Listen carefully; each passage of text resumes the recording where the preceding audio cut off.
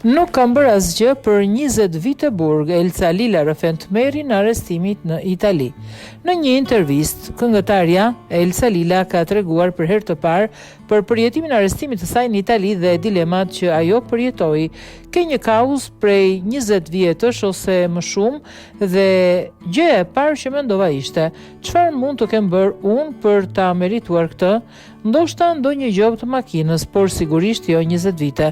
Rrëfeu Elsa duke përshkruar momentin kur u ndalua nga karabinierët. Ajo shtoi se përballë prangave u ndje shtangur duke reflektuar mbi gabimet e saj. Të gjithë kemi anë të errta dhe të ndriçuara, edhe unë nuk kam qenë gjithmonë e përsosur, por kursesi për të merituar burgun.